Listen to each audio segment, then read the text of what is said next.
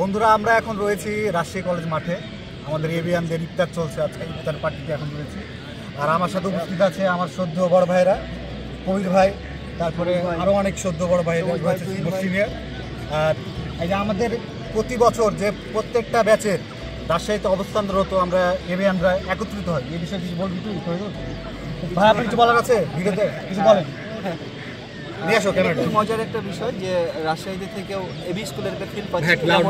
এটা মনে হচ্ছে এটা আমার একটা ক্যাম্পাস, আমার এবি স্কুলের একটা ক্যাম্পাস। এবি স্কুলের মাঠে মনে হচ্ছে আমরা ইফতার করছি, কারণ এত চমৎকার আয়োজন এবং এখানে 71 অর্থাৎ 71 জন আমরা উপস্থিত আছি। সবার জন্য শুভকামনা।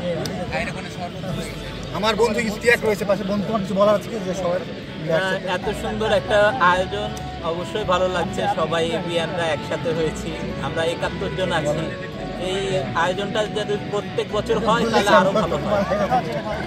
এখন আমার বন্ধু তোর বলে তুই না করিস, ভাবতি রোজা করিস কিছু বলতাম। সবাই মিলে একত্রিত হচ্ছে, প্রত্যেকটা ব্যাচে সিনিয়রদের সাথে দেখা হচ্ছে, জুনিয়রদের সাথে পরিচিত হচ্ছে।